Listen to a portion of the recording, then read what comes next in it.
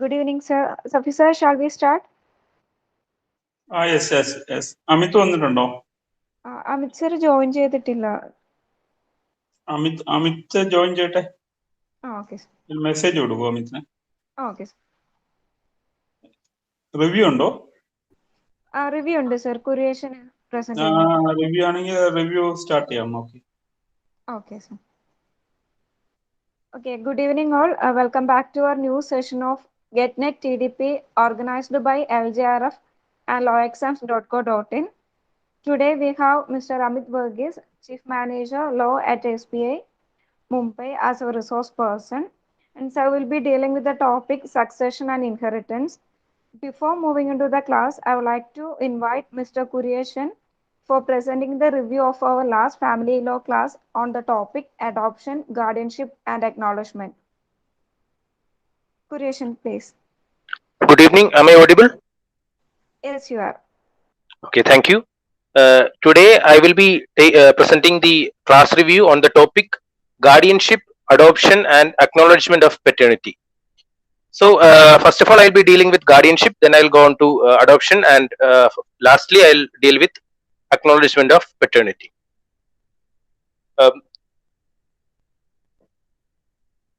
Okay, so guardianship, we know that guardianship is the process where a person is entrusted with the duty to take care of the person, property, or both of a minor. For the purpose of guardianship under family law, there are basically two acts that governs it. The first one is Guardians and Wards Act 1890, and the second one is Hindu Minority and Guardianship Act 1956. So, as I have told earlier, guardianship deals with mainly two people. The first one is a minor and the other is a guardian. Section 4A of the Hindu Minority and Guardianship Act deals with the definition of minor. A minor means a person who has not completed the age of 18 years. Section 4 clause B defines the term guardian. A guardian means a person who has completed the age of 18 and he is taking proper care of a minor and his property and as well as his own.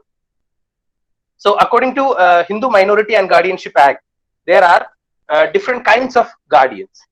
So the first kind is a natural guardian, and it is defined under section 4 clause C, and 4 clause C says that a natural guardian is a person who is defined under section 6 of the act. So according to section 6, if a child is legitimate, a natural guardian is the father of the child, and after him it will be the mother. And if a child is illegitimate, the natural guardian will be the mother, and after her it will be the father. One of the main things though regarding natural guardian is Geeta Hariram versus RBI. In that case, the constitutional validity of section 6 clause A of the act was challenged as it is violative of article 14 and 15, and Supreme Court held that mother can act as a natural guardian even if the father is alive. So the word after doesn't mean that the father has to be deceased. So coming to the next kind of guardian, the next kind is a guardian who is appointed by the will, that is a testamentary guardian. So the father can appoint a guardian, and after the death of the mother, that guardian will be the testamentary guardian of the child. Now coming to the another type, guardian declared by a court or a certified guardian. So we know that section 13 of the act deals with says that the welfare of the minor is of paramount importance when it comes to guardianship. So for the welfare of the child, court can appoint a guardian, and this is still regulated by the Guardians and Wards Act 1890. Another type of guardianship is de facto guardian. So a de facto guardian is a person who shows continuous interest in the welfare of a minor's person, and who also manages or administers the property of the minor without any authority of law. That is, the person does not have any authority of law, but still he is acting as the guardian of the child out of love and affection. Another type of guardian is ad hoc guardian, who is appointed on a temporary basis. And the final kind of guardian is guardian ad litem. That is a person who is appointed to defend the proceedings of a minor. So I've told about the kinds of guardian. Now I'll deal with the rights of a guardian. So a guardian has many rights when it comes to guardianship of a minor. Some of his rights are right to custody of the minor, right to determine the religion of the child, right to give proper education to the child, right to control the movement of the minor, right to reasonable chastisement, which means that the guardian can give reasonable punishment and scoldings to the minor.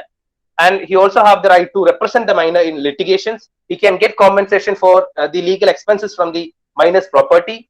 He can also sue the minor after he attains majority to recover the expenses which he spent on his necessities. He can also refer the matter to arbitration if it is in the best interest of the minor. So these are the rights of a guardian. Coming to the removal of a guardian, as I have told earlier, Section 13 of the Act says that the welfare of the minor is of paramount importance when it comes to guardianship. So, if a person who is a guardian ceases to be a Hindu, he will be removed from his guardianship. Also, if a person becomes a hermit or an ascetic, that is, if he renounces the world, he will be removed from his guardianship. Also, the court can remove him if the court is satisfied that his interests are against the interest of the minor. So that's all about the Hindu Minority and Guardianship Act. Now we'll deal with Guardian and Wards Act 1890. So this act is divided into 4 chapters. The chapter 1 deals with title, extent, commencement, etc. Chapter 2 deals with appointment and declaration of guardians. And chapter 3, in chapter 3, section 24 to 26 deals with guardian of the person. Section 25 deals with restoration of custody of the ward to the guardian. Section 27 to 37 deals with guardianship of property, and section 38 to 42 deals with right of supervisorship among joint guardians, removal of guardian, discharge of guardian, etc.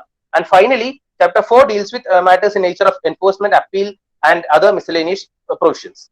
So now we'll move on to Muslim law relating to guardianship. So in Muslim law, guardianship is called as hisanat. There are mainly 3 types of guardianship in Muslim law. That is, the first one is guardianship in marriage, second one is guardianship of person of a minor, and the third one is guardianship of property of a minor. So when it comes to guardianship of person of a minor, father is considered as the natural guardian, that is the legal guardian of a child. But a mother is given an important role when a child is in his younger age.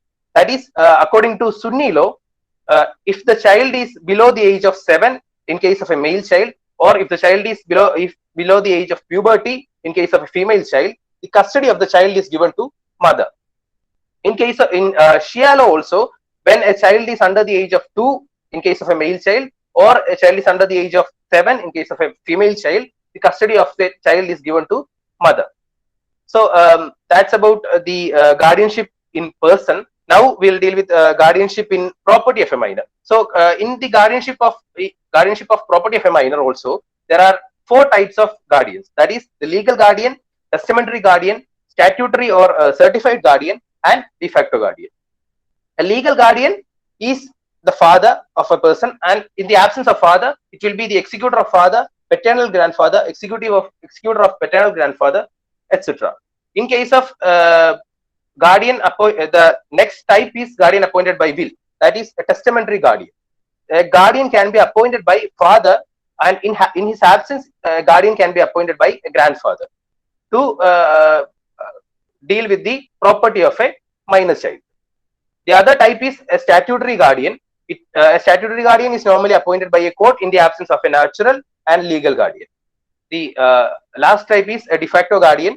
A de facto guardian, as I have told earlier, is a person who has no authority of law but acts as a guardian out of the love and affection to the minor child. So when it comes to Christian and Parsi law, they do not have a specific guardianship act dealing with the guardianship, and it is normally dealt under Guardian and Wards Act 1890. So now we'll move on to the topic of adoption. As we all know, adoption is the admission of a stranger by birth to the privileges of a child by a legally recognized form of affiliation. As far as adoption in India is concerned, there are mainly 3 statutes dealing with adoption. The first one is Hindu Adoption and Maintenance Act 1956. It deals with the adoption among Hindus, Jain, Sikhs or Buddhists. And the second one is Guardians and Wards Act 1890, which deals with the adoption among foreign citizens, NRIs and Indian nationals who are Muslims, Christians or Jews. And the third statute dealing with adoption is the Juvenile Justice Protection and Care Act 2050. The act of adoption can be broadly classified into 2. That is, first one is within country adoption and the second one is inter-country adoption. Inter-country adoption is dealt under Juvenile Justice Act through an agency called Central Adoption Resource Authority. In the case of Lakshmikant Pandey versus Union of India, Supreme Court gave the guidelines for adoption. Now we'll deal with adoption among adoption in Hindu law. Okay, section 6 to 17 of the Hindu Adoption and Maintenance Act deals with some of the important topics like who can adopt, what are the essentials of a valid adoption, conditions of male and female to adopt, who can be adopted, what are the rights and relationships among parents and the adopted child, etc.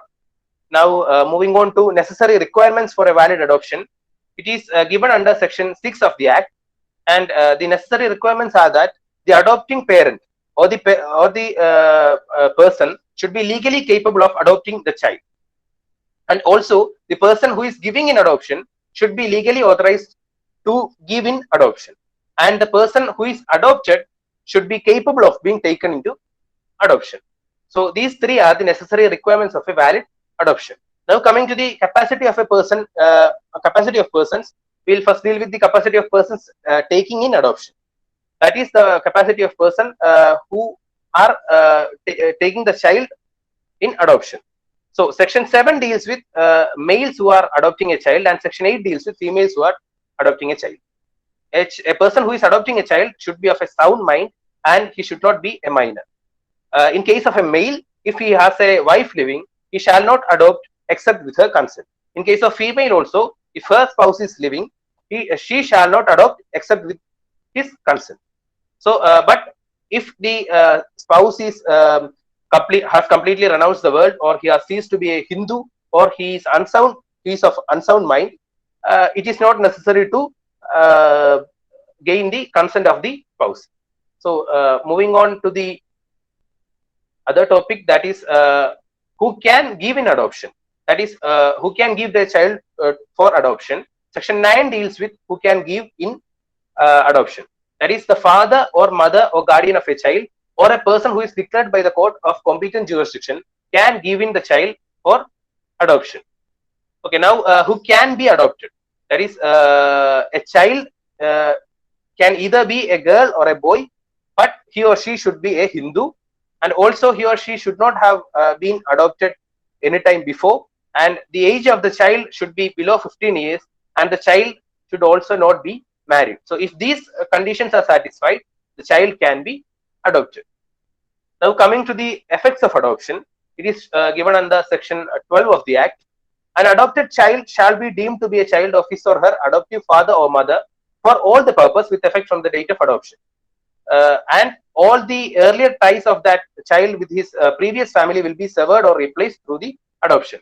Also, the property vested with the adopted child before the adoption shall continue to vest, and the adopted child should not divest any person of any interest which is vested in him or her before the adoption. Also, section 15 says that a valid adoption shall not be cancelled for any reason whatsoever.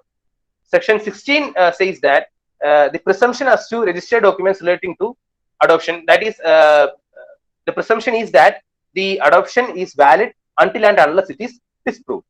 Section 17 deals with prohibition of certain payments while during adoption. That is, no consideration shall be given for adoption, and any person who is violating the said provision shall be punishable with an imprisonment up to 6 months or with a fine or both. Now we'll move on to adoption under Muslim law. Under Muslim law, adoption is not recognized, and in the case of Muhammad Al-Had versus Muhammad Ismail, it was held that the acknowledgement of paternity under Muslim law is the nearest approach which is relating to adoption.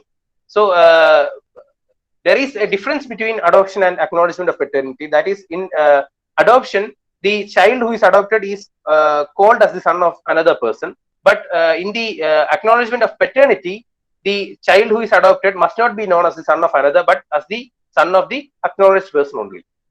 So coming to the adoption under Parsis and Christian law, the personal laws of these communities do not recognize adoption, but Christian can adopt by the provisions under Guardians and Wards Act, and he can approach the court for adopting a child.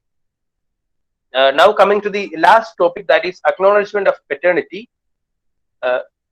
Acknowledgement means a recognition of something as being bona fide. We know that the paternity of a child can be easily established, and it is acknowledged at the time of birth of the child himself. But in case of paternity, it is not that easy to acknowledge the paternity of a child. So the acknowledging father should acknowledge the child, and the essentials of acknowledgement are: the acknowledging father should be 12.5 years older than the acknowledged child, and the child should be of an unknown paternity or a place of birth. There are mainly two types of acknowledgement. The first one is formal acknowledgement, where the father recognizes the child as his own, and it is by a formal written document which is signed by two witnesses. And the second type is informal acknowledgement, where a declaration is merely made by the words spoken. So that's all for today. I have dealt with the topics of guardianship, adoption, and acknowledgement of paternity. Thank you. Okay, thank you so much, Kureshan. Now I invite Amit sir for taking over the session. Over to you, sir. Thank you. All, can you hear me? Yes, sir, you are audible. Okay. So today we are moving into a new topic, that is succession and inheritance. നമ്മുടെ ജീവിതത്തിലൊക്കെ വളരെ വളരെ എന്താണ് practical use വരുന്ന ഒരു area ആണ് ഇത്, succession and inheritance. So first we have to see what it means, what succession and what inheritance means. So inheritance means it is the devolution of property after the death of a person upon to his legal heirs. അതായത് ഒരാൾ മരിച്ചു കഴിയുമ്പോൾ മരിച്ചയാളുടെ property ഓട്ടോമാറ്റിക്കായിട്ട് simultaneously, അതായത് death നടക്കുമ്പോൾ തന്നെ the property of the deceased will devolve upon his legal heirs. അപ്പൊ ലീഗൽ ഹയേഴ്സ് ഇങ്ങനെ അക്വയർ ചെയ്യുന്ന ആ പ്രോസസ്സാണ് it is called inheritance. So I inherit എന്ന് പറഞ്ഞു കഴിഞ്ഞാൽ നമ്മുടെ പൂർവികന്മാരുടെ അല്ലെങ്കിൽ തൊട്ട് മുകളിലത്തെ ലീനിയൽ അസെൻഡന്റ് അല്ലെങ്കിൽ അസെൻഡൻസ് ആരെങ്കിലും മരിക്കുമ്പോൾ അവരുടെ പ്രോപ്പർട്ടി അടുത്ത ലീഗൽ ഹയറിലേക്ക് ഡിവോൾവ് ചെയ്ത് വരുന്ന process, it is called inheritance. So that is inheritance. So what is succession? So succession is nothing but it's the rules regulating the inheritance. So it is the rules regulating the inheritance. അതായത് inheritance എങ്ങനെയൊക്കെ നടക്കണം, എത്ര percentage arc, it goes to the legal heir. So in what proportion? So അതിന്റെ proportion ഇത്രയായിരിക്കും. അതിന്റെ rules regulating the inheritance, that is what we call succession, laws of succession. അപ്പൊ നമ്മൾ ഇതിനെ പറ്റിയാണ് ഇന്ന് കൂടുതലായിട്ട് നോക്കുന്നത്. അപ്പം സക്സഷൻ എന്ന് പറയുന്ന സാധനം ഇന്ത്യയിൽ നമ്മുടെ ഇവിടെ it is mainly divided into two. So you might be all knowing that it is intestate succession, and second one is testamentary succession. So ഇതിനകത്ത് intestate succession എന്ന് പറഞ്ഞു കഴിഞ്ഞാൽ, what is intestate succession? Intestate succession means if a person dies without a will, then how the property will go to his legal heirs. So intestate succession means when there is no will, the rules of succession of the personal law of the deceased, that will be applicable. അതായത് ഇന്ത്യയിൽ interstate succession, അതായത് വില്ല് എഴുതാതെ ഒരാൾ മരിച്ചു കഴിഞ്ഞാൽ ഈ വില്ല് എഴുതാതെ മരിക്കുന്ന ആളുടെ പ്രോപ്പർട്ടി ആർക്കൊക്കെ പോകണം, എത്രയൊക്കെ പോകണം എന്ന് തീരുമാനിക്കുന്നത് മരിച്ചയാളുടെ പേഴ്സണൽ ലോസ് ആണ്. That is the position in India, the personal law. So there are three statutes which are governing, two which are actually governing, and one is enabling kind of statute. I will tell you why. So So the first statute is the Hindu Succession Act 1956. Hindu Succession Act 1956 deals with what you call the legalize of a Hindu male, Hindu female, and the loss of succession if a Hindu person is died intestate. അപ്പം ഒരാള് വില്ലില്ലാതെ മരിച്ചു കഴിഞ്ഞാൽ ഒരു ഹിന്ദുവിന്റെ rules of succession അല്ലെങ്കിൽ loss of succession deal ചെയ്യുന്നതാണ് Hindu succession act.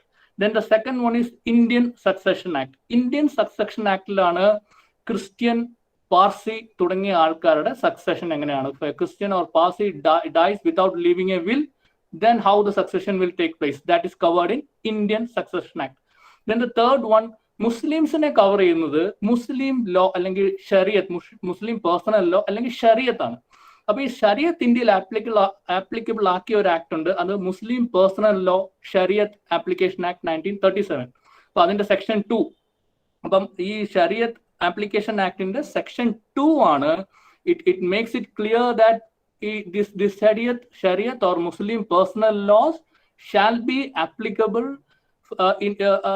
what do you call for divorce, marriage, succession, for all these things the Shariat will be applicable. That is what is laid down under section 2 of the Shariat Application Act. അപ്പോൾ ഈ 3 ആക്ടുകളാണ് interstate succession ഇന്ത്യയിൽ deal ചെയ്യുന്നത്. നമുക്ക് ഈ ഒരു ഇതിനെയൊക്കെ നമുക്ക് next ക്ലാസ്സിൽ നമുക്ക് ഇന്റർസ്റ്റേറ്റ് സക്സഷനെ പറ്റി നമുക്ക് ഡീറ്റെയിൽ ആയിട്ട് നമുക്ക് ഡിസ്കസ് ചെയ്യാം. So today will be discussing more about the testamentary form of succession or testamentary succession. So what is testamentary succession? Testamentary succession means when a person executes a will, or if the person makes a will during his lifetime, then the devolution of property, all the inheritance will take place as per the terms of the will. അപ്പൊ അങ്ങനെ ഒരു വില്ലിൻ പ്രകാരം ഉണ്ടാകുന്ന succession ആണ് നമ്മൾ ടെസ്റ്റമെന്ററി succession എന്ന് പറയുക. The succession or the inheritance in case of a testamentary succession, inheritance will take place as per the terms of the will after the death of the testator. അപ്പൊ അതാണ് ടെസ്റ്റമെന്ററി succession. So today we'll look into this testamentary succession more. So testamentary succession deal ചെയ്യുന്നത് Indian succession ആക്ടിലാണ്. So Indian succession act 1925 ആണ് ഈ അത് രണ്ടും deal ചെയ്യുന്നുണ്ട്. അതായത് ടെസ്റ്റമെന്ററി സക്സഷൻ ഡീൽ ചെയ്യുന്നുണ്ട്, ഇന്റർസ്റ്റേറ്റ് ആയിട്ടുള്ളതും ഡീൽ ചെയ്യുന്നുണ്ട്. ഇപ്പം ക്രിസ്ത്യൻസിന്റെയും പാർസിയുടെയും ഇന്റർസ്റ്റേറ്റ് സക്സഷൻ ഡീൽ ചെയ്യുന്നത് ഇന്ത്യൻ സക്സഷൻ ആക്ട് ആണ്. അതുപോലെ എല്ലാവരുടെയും ടെസ്റ്റമെന്ററി സക്സഷൻ, അത് വില്ല് വഴിയുള്ള സക്സഷൻ, അത് ഹിന്ദു ആയാലും പാർസി ആയാലും ക്രിസ്ത്യാനി ആയാലും അവരുടെയൊക്കെ, മുസ്ലിംസിന് ചെറിയൊരു വ്യത്യാസമുണ്ട്, എന്നാലും കുറേയൊക്കെ മുസ്ലിംസിന്റെയും എല്ലാം വില്ല് പ്രകാരമുള്ള, അതായത് ടെസ്റ്റമെന്ററി സക്സഷൻ ഡീൽ ചെയ്യുന്നത് it's the provisions of Indian Succession Act. So അതിന്റെ അകത്ത്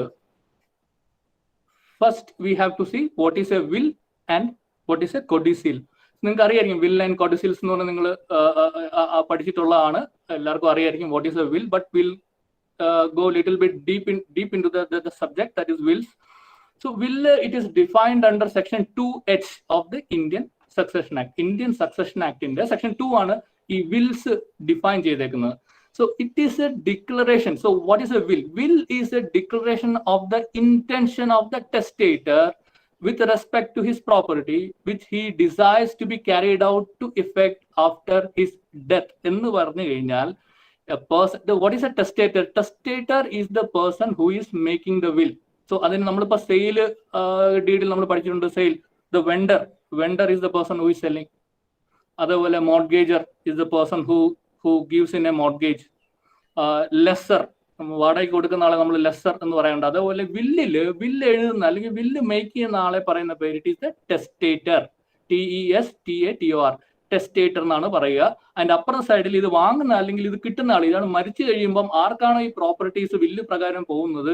so the person who is acquiring the assets of a deceased person under the terms of a will is called a legatee and testator. ഈ രണ്ടാൾക്കാരാണ് നമ്മളെ വില്ലില് ഉള്ള പ്രധാനപ്പെട്ട രണ്ടാൾക്കാർ. Testator, one who makes the will, and legatee, one who is getting the assets under a will. ഈ രണ്ട് terms ഓർത്തു വെക്കുക, ടെസ്റ്റേറ്റർ. അപ്പം what is a will? Will is the legal declaration of the ടെസ്റ്റേറ്റർ reflecting his intention of how his property should be transferred or devolved after his death. അതായത് ഒരാളുടെ മരണം കഴിഞ്ഞു കഴിയുമ്പം അയാളുടെ പ്രോപ്പർട്ടി എവിടേക്കൊക്കെ പോകണം എന്ന് അയാൾ എവിടെയെങ്കിലും നോട്ട് ചെയ്ത് എഴുതി വെച്ചിട്ടുണ്ടെങ്കിൽ that is called a will. വില്ലിനൊരു പ്രത്യേക ഫോർമാറ്റ് ഒന്നുമില്ല. ഈ ഒരു ഇന്റൻഷൻ കറക്റ്റ് ആയിട്ട് കിട്ടുന്ന രീതിയിൽ എഴുതി വെച്ചിട്ടുണ്ടെങ്കിൽ ദാറ്റ് ഈസ് എ വിൽ. വില്ലില് മരിച്ചു കഴിഞ്ഞാൽ ആ മരിക്കുന്ന ആള് അതായത് മരണശേഷം പ്രോപ്പർട്ടി ആർക്കൊക്കെ എത്ര അളവിൽ പോകണം എന്ന് പറഞ്ഞ് നോട്ട് ചെയ്യുന്ന റെക്കോർഡ് ചെയ്യുന്ന സാധനമാണ് ഇറ്റ് ഈസ് ദ will.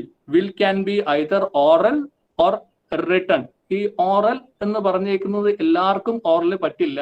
അത് മുസ്ലിംസിന് oral will it is permitted as per Muslim personal law. അത് ഇതിലോട്ട് ഇമ്പോർട്ട് ചെയ്തിട്ടുണ്ട്. So Muslims can do oral will or privileged will എന്ന് പറയുന്ന ഒരു കാറ്റഗറി ഉണ്ട്. നിങ്ങൾക്ക് അതൊന്നും ഡീറ്റെയിൽ ആയിട്ട് പോകണ്ട. അത് ഈ പണ്ട് കാലത്ത് ഈ സോൾജിയേഴ്സ് അങ്ങനത്തെ ഉള്ള ആൾക്കാരൊക്കെ ആണെങ്കിൽ അവര് കുറച്ച് പ്രിവിലേജസ് ഉണ്ട് ഈ വില്ലിന്റെ കാര്യത്തിൽ. അതിന് അവര് ഈ സോൾജിയേഴ്സ് അല്ലെങ്കിൽ വാറിന് പോകുന്ന ആൾക്കാർ അവര് എഴുതുന്ന വില്ല്. അപ്പൊ അവർക്ക് കുറച്ച് ഇന്ത്യൻ സക്സഷൻ ആക്ടില് വില്ല് എഴുതണമെങ്കിൽ കുറെ കണ്ടീഷൻസ് പറഞ്ഞിട്ടുണ്ട്. അപ്പൊ ആ കണ്ടീഷൻസിലൊക്കെ അവർക്ക് കുറെ ഇളവ് അല്ലെങ്കിൽ ഡീവിയേഷൻസ് ഒക്കെ കൊടുത്തിട്ടുണ്ട് ഈ privileged will.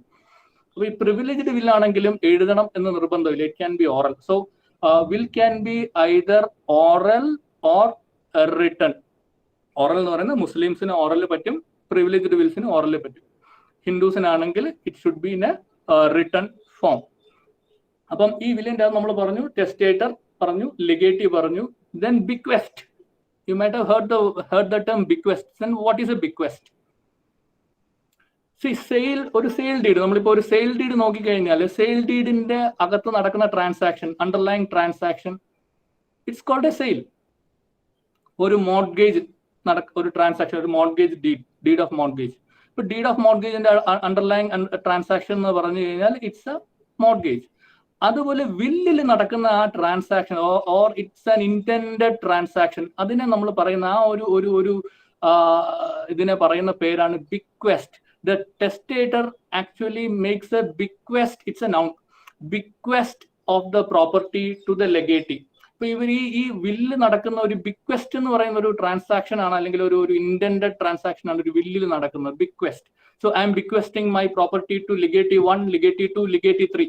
So that is called a bequest. ഇപ്പൊ ഈ ടേംസ് ഒക്കെ നിങ്ങൾ ഓർത്ത് വെക്കുക. Testator, one who is making the will. Legatee, one who is entitled to get assets under the terms of a will after the death of the testator. അപ്പൊ ഇതിന്റെ അകത്ത് വേറൊരു കാര്യം എന്ന് പറഞ്ഞു കഴിഞ്ഞാൽ വില്ലിന് യാതൊരു വിലയുമില്ല. ആള് ജീവിച്ചിരിക്കുമ്പം, മരിച്ചു കഴിയുമ്പം മാത്രം അത് ഒരു എഫക്റ്റിൽ വരുന്ന ഒരു ഡോക്യുമെന്റ് ആണ് will.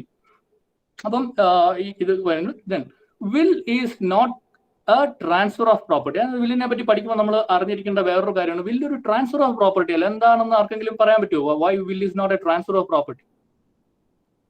Property is getting transferred from the dead person to the legatees, but why it is called it is not considered as a transfer of property? Can anyone say it? Or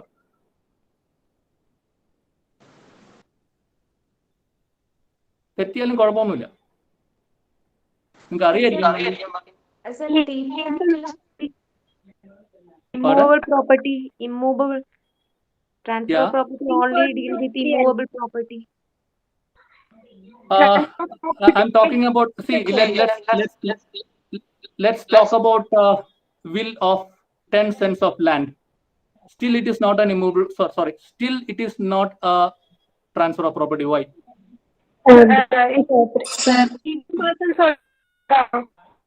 Pardon?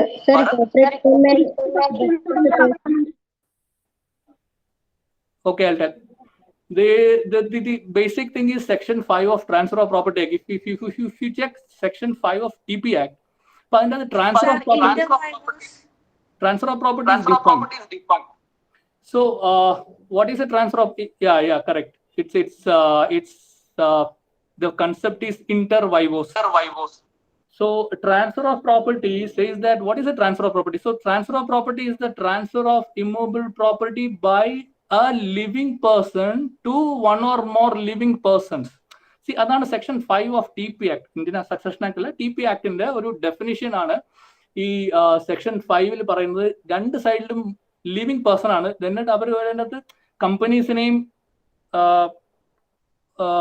LLP അങ്ങനത്തെ സാധനത്തിനൊക്കെ include ചെയ്തിട്ടുണ്ട്. അല്ലെങ്കിൽ ഇത് ഒരു living persons തമ്മിലുള്ള ഒരു ട്രാൻസ്ഫറിനെ മാത്രമേ transfer of property act അല്ലെങ്കിൽ transfer of property എന്ന് പറയുള്ളൂ. So it should be between two living persons. The transfer should be between two living persons. But in the case of a will, the transfer takes place after the death of the person. So ഈ transfer നടക്കണമെങ്കിൽ death സംഭവിക്കണം. അപ്പൊ transfer നടക്കുമ്പോൾ there is no living person on one end. So അങ്ങനെ വരുമ്പോഴത്തേക്കും this cannot be considered as a transfer of property. അതുകൊണ്ട് TP act immovable പ്രോപ്പർട്ടിയെ പറ്റി ഡീൽ ചെയ്യുന്ന ആക്ട് ആണെങ്കിൽ പോലും TP act has nothing to do with a will or transactions under a will. അപ്പൊ അതൊരു സെക്ഷൻ 5 നിന്ന് വരുന്ന ഒരു സാധനമാണ്. അപ്പൊ അതുകൊണ്ടാണ് ഇത് ഒരു ഒരു ട്രാൻസ്ഫർ ഓഫ് പ്രോപ്പർട്ടി അല്ല എന്ന് പറയാനുള്ള കാരണം. വില്ല് റിവോക്കേഷന്റെ കാര്യം പറഞ്ഞു. Will can B revoked. വില്ല് റിവോക്ക് ചെയ്യുന്നത് കാരണം വില്ല് മരിക്കുന്നവരെ യാതൊരു ഒരു എഫക്റ്റ് ഇല്ലാത്തൊരു ഡോക്യുമെന്റ് ആണ്. So it can B revoked. Or when you execute a subsequent will with the same assets, covering the same assets, then the first will is automatically it gets cancelled. So അതാണ്. അപ്പം ഈ ഒരാൾക്ക് ജീവിച്ചിരിക്കുന്ന കാലത്തിൽ വില്ല് എഴുതാം, cancel ചെയ്യാം, ഇങ്ങനെ ചെയ്തുകൊണ്ടിരിക്കാം. Last will prevail. ലാസ്റ്റ് വില്ലാണ് എപ്പോഴും പ്രിവെയിൽ ചെയ്യുക. ഇനി വില്ലിന്റെ വേറൊരു കാര്യം പറഞ്ഞു കഴിഞ്ഞാൽ will is not a compulsorily registrable document. വില്ല് നമ്മൾ സബ് രജിസ്റ്റർ ഓഫീസിൽ പോയി നിർബന്ധമായിട്ടും രജിസ്റ്റർ ചെയ്യേണ്ട ഒരു ഡോക്യുമെന്റ് അല്ല. ഇതിൻ്റെ അകത്ത് നമ്മൾ സെക്ഷൻ 17 രജിസ്ട്രേഷൻ ആക്ട് ഒരു ആക്ട്, രജിസ്ട്രേഷൻ ആക്ടിന്റെ സെക്ഷൻ 17 ഏതൊക്കെ ഡോക്യുമെന്റ് കമ്പൽസറിലി രജിസ്റ്ററബിൾ ആണെന്ന് പറയുന്ന സെക്ഷൻ 17 ആണ്. ഇപ്പൊ സെക്ഷൻ 17 പൊതുവെ പറയുന്ന ഒരു കാര്യം എന്ന് പറഞ്ഞു കഴിഞ്ഞാൽ if you want to transfer a property or create interest over an immovable property from one person to another and the value of the property is 100 rupees or more, then it can be only through a registered instrument. അതായത് 100 രൂപ value കൂടുതലുള്ള ഏത് പ്രോപ്പർട്ടിയുടെ മേലിലും എന്തെങ്കിലും interest create ചെയ്യണം എന്നുണ്ടെങ്കിൽ അതൊരു registered instrument വഴിയേ പറ്റുള്ളൂ എന്നാണ് സെക്ഷൻ 17 പറയുന്നത്. അപ്പം ആ 17 പറയുന്ന ഡോക്യുമെന്റിൽ വില്ല് വരുന്നില്ല. വില്ല് ഈസ് നോട്ട് കമ്പൽസറിലി രജിസ്റ്ററബിൾ. അത് ഓപ്ഷണലി രജിസ്റ്ററബിൾ ഡോക്യുമെന്റ് ആണ്. വേണമെങ്കിൽ രജിസ്റ്റർ ചെയ്താൽ മതി. അപ്പം വില്ല് നമുക്ക് it's not a compulsorily registrable document. ഇനി വില്ല് നമ്മൾ ഈ സെക്ഷൻ 63 ഓഫ് ഇന്ത്യൻ സക്സഷൻ ആക്ടിൽ പറയുന്നത്, അപ്പൊ ഹിന്ദുസ് ഒക്കെ ആണെങ്കിൽ ഞാൻ പറഞ്ഞു ഓറൽ വില്ല് എല്ലാവർക്കും പറ്റില്ല. So will whenever a will is made it has to be attested by 2 or more witnesses. 2 അതിലധികം വിറ്റ്നസസോ ഈ വില്ലിന്റെ എക്സിക്യൂഷൻ അറ്റസ്റ്റ് ചെയ്യണം. അതായത് ഞാൻ ഈ ടെസ്റ്റേറ്റർ ഇത് വില്ല് എക്സിക്യൂട്ട് ചെയ്യുന്ന കണ്ടുന്നോ അല്ലെങ്കിൽ ടെസ്റ്റേറ്റർ വില്ല് എക്സിക്യൂട്ട് ചെയ്ത കാര്യം കൺഫേം ചെയ്തിട്ട് അതിന്റെ പുറത്തായാലും അറ്റസ്റ്റ് ചെയ്താൽ മതി. So attestation is required by attestation by 2 or more persons is mandatory under section 63 of the Succession Act. ഇനി then അടുത്ത സാധനം എന്ന് പറഞ്ഞാൽ ഈ വില്ലിന്റെ കൂടെ വരുന്ന സാധനമാണ് codicil. What is a codicil? Codicil is nothing, it's but an instrument, ഒരു സപ്ലിമെന്ററി വില്ല് എന്നൊക്കെ പറയാമെന്ന് പറയുന്ന സാധനമാണ്. It's an instrument made in relation to a will and explaining, altering or modifying the dispositions contained in the will.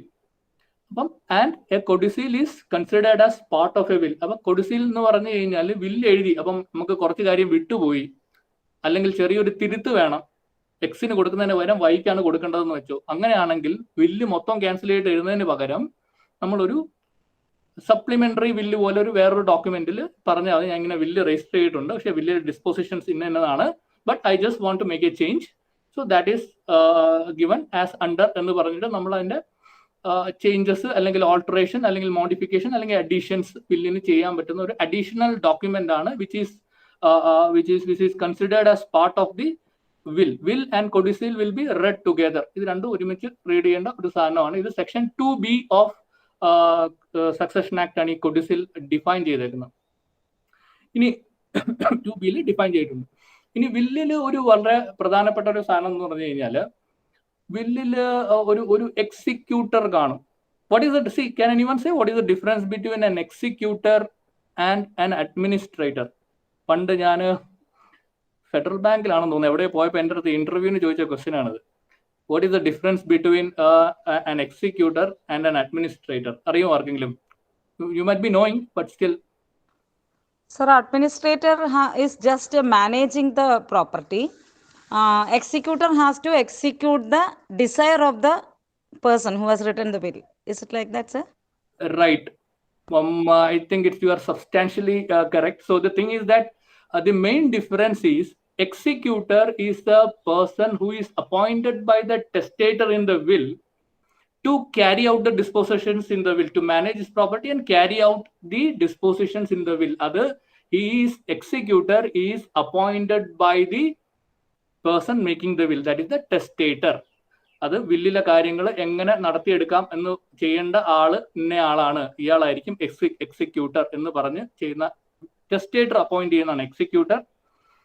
Administrator എന്ന് പറഞ്ഞാൽ when there is no executor or the executor has expired, മരിച്ചു പോകും, അല്ലെങ്കിൽ executor ഇല്ല എന്നുണ്ടെങ്കിൽ, so the court will appoint a person to manage the properties and to take effect, to give effect to the terms of the will, and he is called the administrator. So main വ്യത്യാസം എന്ന് പറഞ്ഞാൽ executor is appointed by the testator himself, whereas administrator is appointed by the court or the competent authority. ഇവിടെ നമ്മുടെ ഇവിടെ ജില്ലാ കോടതിയാണ്, district കോർട്ടാണ് അതിന്റെ authority. So district court appoint ചെയ്യുന്നതാണ് അഡ്മിനിസ്ട്രേറ്റർ.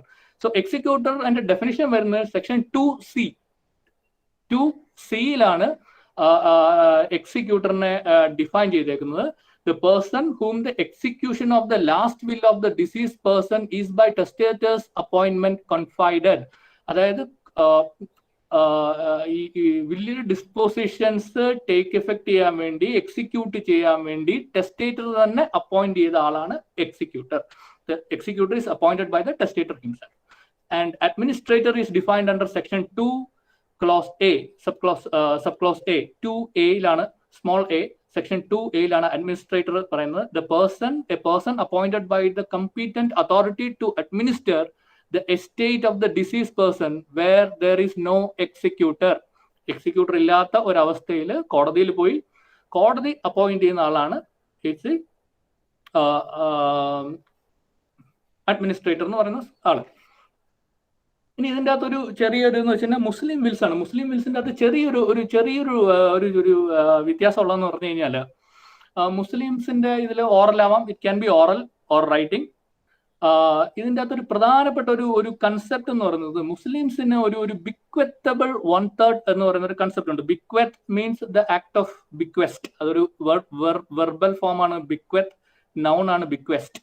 സോ ബിക്വെറ്റബിൾ 1/3, അതായത് ഒരു മുസ്ലിമിന് after his funeral expenses and his deaths, his assets, only 1/3 of his assets can be bequeathed, or 1/3 of the assets can be made a subject of a will, unless it is expressly agreed by all the legal heirs. എന്ന് പറഞ്ഞു കഴിഞ്ഞാൽ ഒരു മുസ്ലിമിന് അയാളുടെ പ്രോപ്പർട്ടിയുടെ, അതായത് അയാളുടെ funeral expenses ഒക്കെ കഴിഞ്ഞിട്ട് വസ്തുവിന്റെ 1/3 മാത്രമേ വില്ല് വഴി ഡിസ്പോസ് ചെയ്യാൻ പറ്റുള്ളൂ.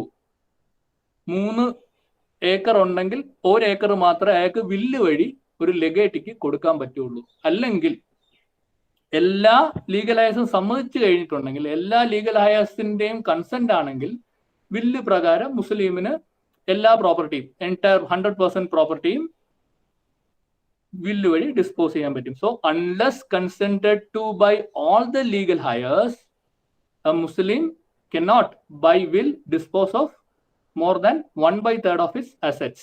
അതാണ് ബിക്വെറ്റബിൾ 1/3 എന്ന് പറയുന്ന ഒരു മുസ്ലിം വില്ല്. ഇപ്പം നമ്മൾ ഈ കോടതിയിലൊക്കെ കേസ് നടത്താൻ പോകുമ്പോൾ, അല്ലെങ്കിൽ ഇപ്പം ബാങ്കിലാണെങ്കിലും ഈ ടൈറ്റിൽ ഡീഡൊക്കെ വരുമ്പോഴത്തേക്കും, മുസ്ലിം വില്ല് ആകുമ്പോഴത്തേക്കും, മുസ്ലിം വില്ലാണെങ്കിൽ വില്ലില് എല്ലാ പ്രോപ്പർട്ടിയും ഭാര്യയ്ക്കും മക്കൾക്കും എന്നൊക്കെ എഴുതി വെച്ച് കഴിഞ്ഞാൽ, then you have to be careful. You have to be careful and you have to ensure that എല്ലാ പ്രോപ്പർട്ടി എഴുതി വെച്ച സ്ഥിതിക്ക് you have to ensure that the consent of all the legal heirs are in place.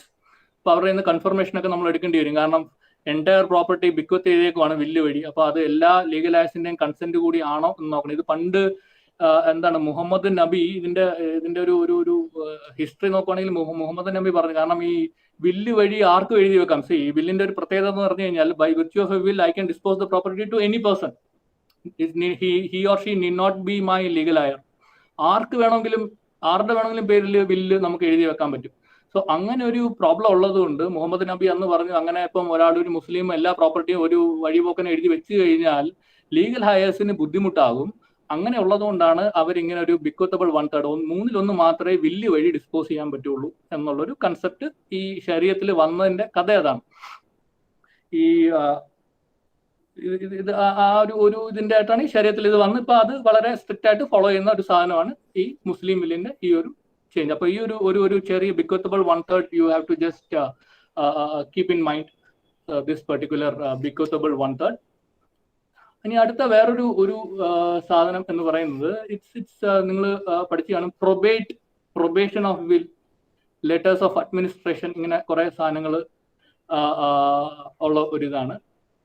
So will go in to probate എന്ന് പറഞ്ഞു കഴിഞ്ഞാൽ it is defined in section 2F of the Indian succession ആക്ടിലാണ് ഈ probate പറയുന്നത്. Probate എന്ന് പറഞ്ഞു കഴിഞ്ഞാൽ it means the copy of the will if it is certified under the seal of the court of a competent jurisdiction with a grant of administration to the estate of the testator. അതാണ് ഡെഫിനിഷനിൽ പറഞ്ഞ അത്രയാണ്, കോടതിയുടെ സീലോട് കൂടി administration grant ചെയ്യുന്ന ഒരു order. പക്ഷെ actually എന്താ സംഭവിക്കുന്നത് വെച്ച് കഴിഞ്ഞാൽ പ്രൊബേറ്റ് ചെയ്യുക means you are making a will valid.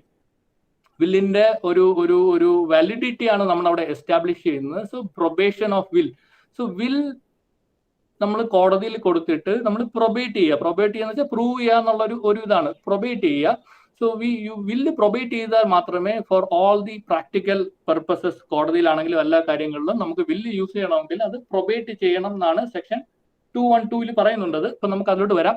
So now it is section 2F പറയുന്നത് it means the copy of the will certified under the seal of the court of competent jurisdiction with a grant of administration to the estate of the testator. നമ്മൾ ഈ probate order നോക്കിക്കഴിഞ്ഞാൽ ഈ probate ഓർഡറിന്റെ കൂടെ ഈ വില്ലിന്റെ copy കൂടെ attach ചെയ്തിട്ടായിരിക്കും ഈ probate ഓർഡറിന്റെ കൂടെ വരിക.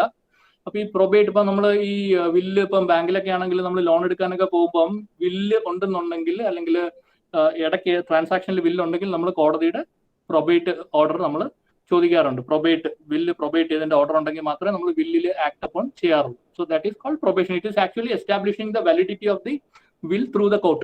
So court will give administration rights and will say that the will is the final proper will. അപ്പൊ അതാണ് ഈ ഒരു പ്രൊബേറ്റ് എന്ന് പറയുന്ന സാധനം. അപ്പം ഈ സെക്ഷൻ 213 ആണ് പറയുന്നത് will is to be probated. No right of an executor or a legatee can be established before any court unless the will is probated. വില്ല് പ്രൊബേറ്റ് കൊടുക്കുന്ന ആർക്കെന്ന് വെച്ചാൽ എക്സിക്യൂട്ടറിനാണ് കൊടുക്കുന്നത്. സോ എക്സിക്യൂട്ടറിനാണ്, കാരണം he is the one who is entitled to execute the terms of the will. So the probate order will be issued in favor of the executor. ഇപ്പം executor ഇല്ല എന്നുണ്ടെങ്കിൽ നമ്മൾ കൊടുക്കുന്ന സാധനമാണ് ലെറ്റേഴ്സ്. നമ്മൾ അതിലേക്ക് വരാം, letters of administration. So executor ഉണ്ടെങ്കിൽ അത് പ്രൊബേറ്റ് ചെയ്യാം. സോ എക്സിക്യൂട്ടറിന് പ്രൊബേറ്റിന്റെ ഓർഡർ കൊടുക്കും. So he will get the order of probation. ഇനി എക്സിക്യൂട്ടർ ഇല്ല എന്നുണ്ടെങ്കിൽ ലെഗേറ്റീസിന് അല്ലെങ്കിൽ വേണ്ടപ്പെട്ട ആൾക്ക് ചെന്നിട്ട് he will get a letters of administration. So he'll get the same thing from the letters of administration ഉണ്ടെങ്കിൽ on the basis of the letters of administration he can transact with the property. പ്രോപ്പർട്ടിയിലുള്ള കാര്യങ്ങൾ ചെയ്യാൻ പറ്റുന്ന ഒരു സാധനമാണ് letters of administration. അപ്പം ഈ probate ചെയ്യണം എന്ന് പറയുന്ന സാധനത്തിന്റെ അകത്ത് ഒരു ചെറിയ അമെൻമെന്റ് വന്നിട്ട് പറയുന്നുണ്ട്, മുസ്ലിംസിനും ക്രിസ്ത്യൻസിനും പ്രൊബേറ്റ് നിർബന്ധമല്ല. No, it is not applicable to Muslims and Christians. 213 തന്നെ ഒരു അമെൻമെന്റ് വന്നിട്ട് 213 ക്ലോസ് 2 ഈ പ്രൊബേറ്റ് ചെയ്യേണ്ട, അല്ലെങ്കിൽ ക്രിസ്ത്യൻസിനും മുസ്ലിംസിനും ഈ വില്ല് പ്രൊബേറ്റ് ചെയ്യേണ്ട, നേരിട്ട് അതിൽ ആക്ട് അപ്പോൺ ചെയ്യാം എന്ന് പറഞ്ഞിട്ട് വന്നത്. പക്ഷെ വേറെ കുറച്ച് കാര്യങ്ങളിൽ പ്രൊബേറ്റ് ആവശ്യമുണ്ട്. പക്ഷെ പ്രധാനമായിട്ടും ഈ as A matter of practice എല്ലാ കേസിലും കൊണ്ട് പ്രൊബേറ്റ് ചെയ്യേണ്ട എന്ന് ആണ് 213 ക്ലോസ് 2 അകത്ത് അവർ വന്ന അമെൻമെന്റ്, പ്രൊബേറ്റിന്റെ അമെൻമെന്റ് വന്നത്. ഇനി കൊഡീസിൽ, ഇപ്പം നമ്മൾ ഒരു വില്ല് പ്രൊബേറ്റ് ചെയ്ത് കഴിഞ്ഞിട്ടാണ് ഒരു കൊഡീസിൽ കണ്ടെത്തിയെന്ന് വെച്ചോ, അവൻ്റെ ഒരു വില്ല് പ്രൊബേറ്റ് ചെയ്ത് കഴിഞ്ഞാൽ അത് ഇനിയിപ്പോൾ ഒരു കൊഡീസിൽ കിട്ടി.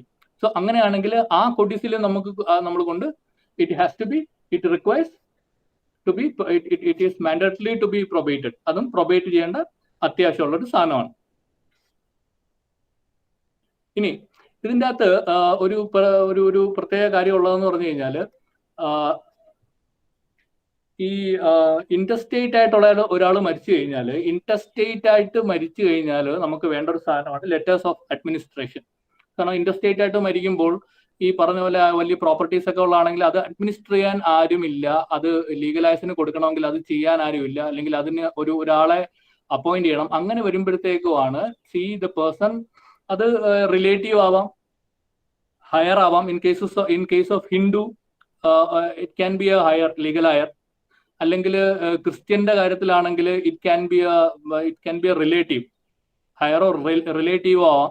അപ്പം ഇങ്ങനെയുള്ള ഒരാൾക്ക് ലെറ്റേഴ്സ് ഓഫ് അഡ്മിനിസ്ട്രേഷൻ കോടതിയിൽ നിന്ന് കൊടുക്കുന്ന സാധനം ലെറ്റേഴ്സ് ഓഫ് അഡ്മിനിസ്ട്രേഷൻ. അത് 212 സെക്ഷൻ 212 ലെറ്റേഴ്സ് ഓഫ് അഡ്മിനിസ്ട്രേഷൻ പറയുന്നത്. അതൊരു വില്ലില്ല എന്നുണ്ടെങ്കിൽ then a letter of administration is required. ഈ ലെറ്റർ ഓഫ് അഡ്മിനിസ്ട്രേഷൻ എന്തിനാണ് എന്ന് വെച്ച് കഴിഞ്ഞാൽ, only on the basis of letter of administration he can administer the property of the deceased person.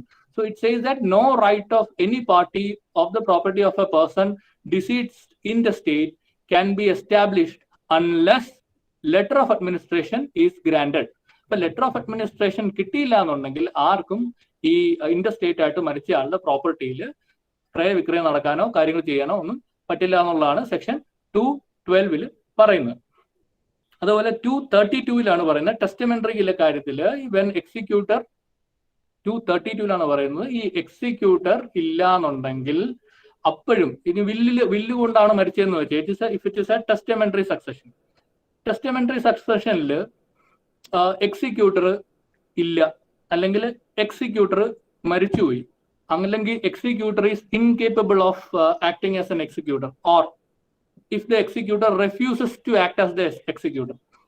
അപ്പം will ഉണ്ടെങ്കിൽ പോലും എക്സിക്യൂട്ടർ പ്രാക്ടിക്കലി ഇല്ലാത്ത ഒരു അവസരം വന്നു കഴിഞ്ഞാൽ അപ്പോഴും ഈ കറക്റ്റ് ആയിട്ടുള്ള കൺസേൺഡ് ആയിട്ടുള്ള ആൾക്കാർക്ക് they can approach the court and take A letters of administration. ഈ ലെറ്റേഴ്സ് ഓഫ് അഡ്മിനിസ്ട്രേഷൻ അപ്പോഴും എടുക്കാൻ പറ്റുന്നതാണ്.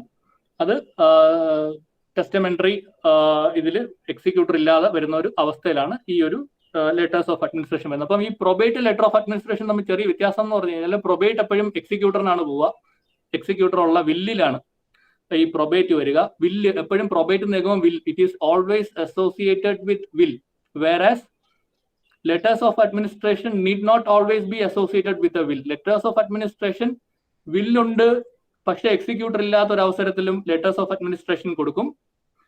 അതല്ല ഇനി വില്ലും ഇല്ല എക്സിക്യൂട്ടറും ഇല്ല ആരും ഇല്ല, അങ്ങനത്തെ അവസരത്തിലും ലെറ്റേഴ്സ് ഓഫ് അഡ്മിനിസ്ട്രേഷൻ ആണ് ആ പ്രോപ്പർട്ടി അഡ്മിനിസ്റ്റർ ചെയ്യാനുള്ള റൈറ്റ് കൊടുക്കുന്ന ഡോക്യുമെന്റ് കോർട്ടിന്റെ ഓർഡർ. പക്ഷെ പ്രൊബേറ്റ് ആണെങ്കിൽ it is always associated with A വില്ല് പ്രൂവ് ചെയ്യുന്ന ഒരു വില്ല് വാലിഡിറ്റി വില്ലിന്റെ വാലിഡിറ്റി എസ്റ്റാബ്ലിഷ് ചെയ്യുന്ന ഒരു പരിപാടിയാണ് ഈ probate. Only a will can be probated and the probate order will be given in favor of the executor. So അതാണ് അതിന്റെ തമ്മിലുള്ള മേജർ ആയിട്ടുള്ള ഡിഫറൻസ്. പ്രൊബേറ്റ് എപ്പോഴും വില്ലുമായിട്ട് ബന്ധപ്പെട്ടായിരിക്കും. ലെറ്റേഴ്സ് ഓഫ് അഡ്മിനിസ്ട്രേഷൻ അതായത് ലെറ്റേഴ്സ് ഓഫ് അഡ്മിനിസ്ട്രേഷൻ എന്ന് പറയുന്നത് എപ്പോഴും വില്ലുമായിട്ട് ബന്ധപ്പെടണമെന്ന് നിർബന്ധമില്ല. വില്ലുമായിട്ടും ബന്ധപ്പെടാം, എക്സിക്യൂട്ടർ ഇല്ലെങ്കിൽ വില്ലേ ഇല്ലെങ്കിലും ലെറ്റേഴ്സ് ഓഫ് അഡ്മിനിസ്ട്രേഷൻ ആണ് നമ്മൾ അപ്ലൈ ചെയ്യേണ്ട സാധനം. എൻ്റെ ആപ്ലിക്കേഷൻ ജില്ലാ കോടതി ഡിസ്ട്രിക്ട് കോടതിയിലാണ് അത് നമ്മൾ ലെറ്റേഴ്സ് ഓഫ് അഡ്മിനിസ്ട്രേഷൻ അപ്ലൈ ചെയ്യേണ്ട ആപ്ലിക്കേഷൻ. പിന്നെ നമുക്ക് എല്ലാവരും കേട്ടുള്ള സാധനമായിരിക്കും സക്സഷൻ സർട്ടിഫിക്കറ്റ് എന്ന് പറയുന്ന ഒരു സാധനം നിങ്ങൾ കേട്ടിട്ടുണ്ടെങ്കിൽ 370 ഓഫ് ഇന്ത്യൻ സക്സഷൻ ആക്ട് കേട്ടുണ്ടോ? സക്സഷൻ ആക്ട് നോമിനി, ബാങ്കിൽ നോമിനി എന്ന് നിങ്ങൾ നോമിനിയുടെ റൈറ്റ് ആർക്കെങ്കിലും അറിയാം? എന്താണ് നോമിനിയുടെ റൈറ്റ്? അവർക്ക് ഇപ്പൊ ഒരു അക്കൗണ്ട് ഹോൾഡർ ഒരാൾ മരിച്ചു കഴിഞ്ഞിട്ട് ആൾക്കാർ നോമിനി വെക്കാറുണ്ട്. ഇപ്പം ഈ ഫിക്സ്ഡ് ഡെപ്പോസിറ്റ് ഒക്കെ ഇടുമ്പോഴത്തേക്കും ബാങ്ക്, അത് ബാങ്കിങ് റെഗുലേഷൻ ആക്ടിന്റെ ഒരു പ്രൊവിഷൻ ആണ് ഈ നോമിനി എന്ന് പറയുന്ന ഒരു സാധനം. ഈ ബാങ്കിങ് റെഗുലേഷൻ ആക്ട് അനുസരിച്ചിട്ട് we appoint a nominee when we give the nomination at the time of opening of an account or FD. അപ്പൊ നമ്മളൊരു നോമിനിയെ കൊടുക്കും, വൈഫോ ഭർത്താവോ കുട്ടികളോ ആരെങ്കിലും നോമിനി ആയിട്ട് കൊടുക്കും.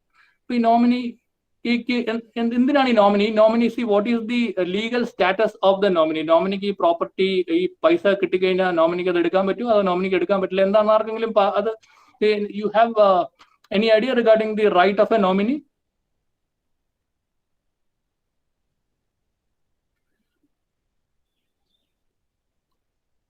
I'll tell you what nominee's right is. Nominee's legal status is that of a trustee.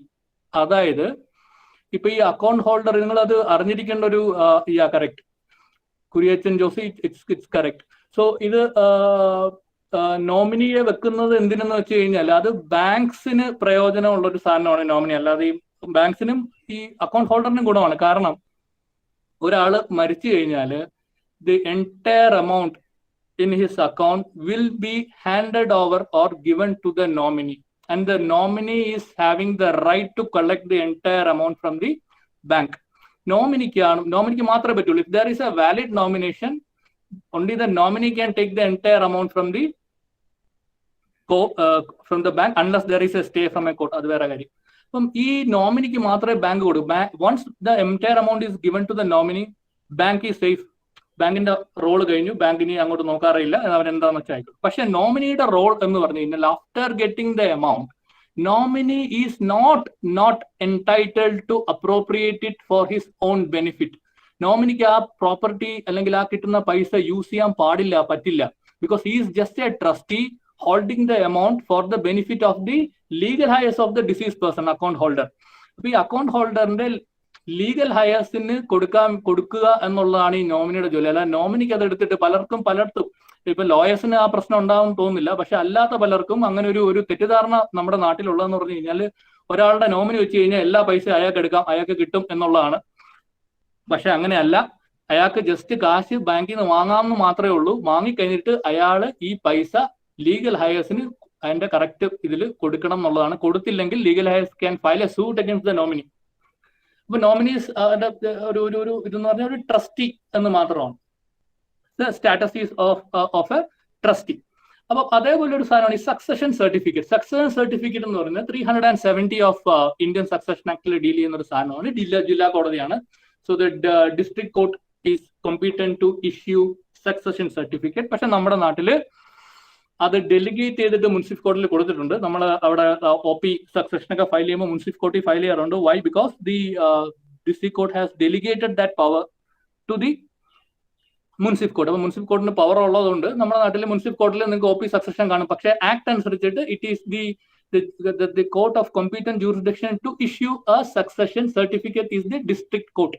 അപ്പൊ ഈ ജില്ലാ കോടതിയാണ് ഈ സക്സഷൻ സർട്ടിഫിക്കറ്റ് ഇഷ്യൂ ചെയ്യുന്നത്. So succession certificate covers securities, debentures, shares, promissory note, debt due or debt payable to the deceased person. ഈ സാധനങ്ങളെയൊക്കെ cover ചെയ്യുന്ന ഒരു ഡോക്യുമെന്റ് ആണ് സക്സഷൻ സർട്ടിഫിക്കറ്റ്. ഒരു ഡിസീസ്ഡ് പേഴ്സന്റെ ഷെയർ ഹോൾഡിംഗ്, അയാൾക്ക് എന്തെങ്കിലും ഡിബഞ്ചേഴ്സ് ഉണ്ടെങ്കിൽ ഡിബഞ്ചേഴ്സ് തന്നെ പല വഴികളുണ്ട്. നോൺ കൺവേർട്ടബിൾ ഡിബഞ്ചർ ഉണ്ട്, കമ്പൽസറി കൺവേർട്ടബിൾ, ഇങ്ങനെ കുറെ ടൈപ്പ് ഡിബഞ്ചേഴ്സ് ഉണ്ട്. ഡിബഞ്ചേഴ്സ് മലയാളത്തിൽ നമ്മൾ കടപ്പത്രം എന്ന് പറയുന്ന സാധനമാണ്. കമ്പനി ഈ ഫണ്ട്സ് റേസ് ചെയ്യുന്ന ഒരു ഇൻസ്ട്രുമെന്റ് ആണ് ഈ ഡിബഞ്ചർ. അപ്പം ഡിബഞ്ചേഴ്സ്, സ്റ്റോക്ക് എന്ന് വെച്ചാൽ ഷെയർസ്, അതുപോലെ പൈസ, FD അങ്ങനത്തെ പൈസ, അപ്പൊ ഈ ആരെങ്കിലും കൊടുക്കാനുള്ള കാശ്. അപ്പൊ ഇതെല്ലാം ഒരു ഡിസീസ്ഡ് ആളെ പറ്റി these are all movable properties. അപ്പൊ ഇങ്ങനത്തെ മൂവബിൾ പ്രോപ്പർട്ടി, അതായത് സെക്യൂരിറ്റി, ഡിബഞ്ചർ, ഇങ്ങനത്തെ മൂവബിൾ പ്രോപ്പർട്ടിയെ കവർ ചെയ്യുന്ന ഒരു ഡോക്യുമെന്റ് ആണ് succession certificate. Any person can apply for a succession certificate with respect to these properties of a deceased person. അപ്പം കോടതി അത് നോക്കും. കോടതി നോക്കിയിട്ട് a succession certificate will be issued in favor of the applicant so that the applicant can go to the debtor or creditor or the company and receive all these things, the interest on deposit or the deposit itself or the stock or the shares or the debentures, or he can transfer it. So ഈ succession സർട്ടിഫിക്കറ്റിന്റെ ബേസിൽ ഇവർക്ക് ഈ മരിച്ചയാളുടെ ഇങ്ങനത്തെ movable property succession സർട്ടിഫിക്കറ്റിൽ cover ചെയ്യുന്ന ഇതെല്ലാം അവർക്ക് ട്രാൻസാക്ട് ചെയ്യാനും എടുക്കാനും പറ്റും. അഗെയിൻ ഈ succession certificate holder will be also a trustee. അവന്റെ ഒരു സ്റ്റാറ്റസും ഒരു ട്രസ്റ്റിയാണ്. Ultimately all these things has to be given to, it is required to be given to the legal heirs of the deceased person. Deceased person legal heir മാത്രമേ കൊടുക്കാൻ പറ്റുള്ളൂ. Succession certificate കിട്ടി എന്ന് പറഞ്ഞു കഴിഞ്ഞിട്ട് അയാൾക്ക് അതെല്ലാം എടുത്തുകൊണ്ട് വീട്ടിൽ കൊണ്ടുപോയി അയാൾക്ക് അപ്രോപ്രിയേറ്റ് ചെയ്യാനോ യൂസ് ചെയ്യാനോ പറ്റില്ല. It has to be given to the legal heirs of the deceased person. അതിന്റെ ആ കൺസെപ്റ്റ് വരുന്ന സെക്ഷൻ 387 387 ഇൻഡയറക്റ്റ് ആയിട്ടാണ് ഈ ഒരു കൺസെപ്റ്റ് പറയുന്നത്. അതിന്റെ അകത്ത് പറയുന്നത് ഈ ഒരു ഒറിജിനൽ ലീഗൽ ഹയേഴ്സിന്റെ റൈറ്റിനെ ഇത് അഫക്ട് ചെയ്യില്ല എന്നാണ് പറയുന്നത്. So section 387 of the Indian Succession Act. അപ്പം 370 ഈ ഒരു സക്സഷൻ ആക്ട് ആണ് ഈ സക്സഷൻ സർട്ടിഫിക്കറ്റിനെ പറ്റി പറയുന്നത്. ഈ സക്സഷൻ സർട്ടിഫിക്കറ്റ് ഒരു പ്രത്യേകത എന്ന് പറഞ്ഞു കഴിഞ്ഞാൽ ഇഫ് ദർ ഈസ് രണ്ട് അവസരത്തിൽ ഇത് ഈ സക്സഷൻ സർട്ടിഫിക്കറ്റ് ആപ്ലിക്കബിൾ അല്ല. കാര്യം ഏതൊക്കെയാന്ന് വെച്ച് കഴിഞ്ഞാൽ, ഒന്ന്, if the entire thing is covered under a will and the will is required to be probated or will is under probation, അങ്ങനെയാണെങ്കിൽ അങ്ങനത്തെ കാര്യത്തിന് സക്സഷൻ സർട്ടിഫിക്കറ്റ് കൊടുക്കാൻ പാടില്ല. Because it is already covered in the will and the will is subject to probation. ഇപ്പം probation ചെയ്യുന്ന അതിൻ്റെ അകത്ത് ഉള്ളതുകൊണ്ട് നമ്മൾ അതിന് സക്സഷൻ സർട്ടിഫിക്കറ്റിന്റെ ആവശ്യം വരുന്നില്ല. പിന്നെ ഇത് ഇമ്മൂവബിൾ പ്രോപ്പർട്ടി ഒന്നും ഈ സക്സഷൻ സർട്ടിഫിക്കറ്റ് കവർ ചെയ്യില്ല.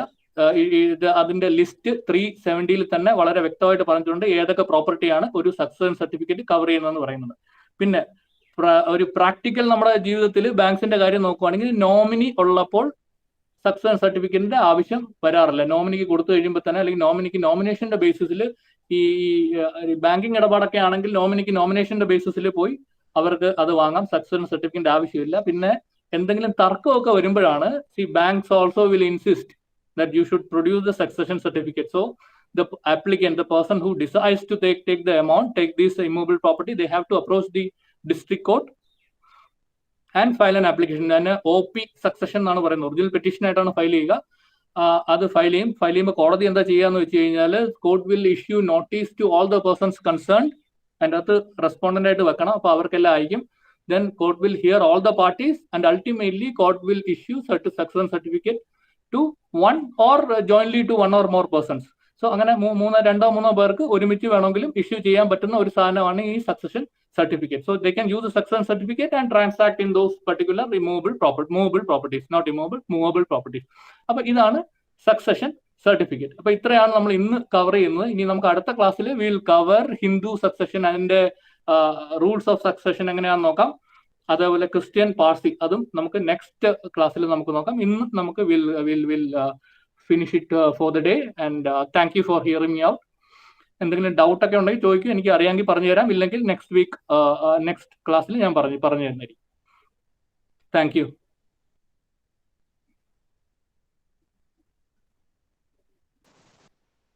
Thank you so much, sir, for your time. Dear participants, if you have any doubt, you can ask the same.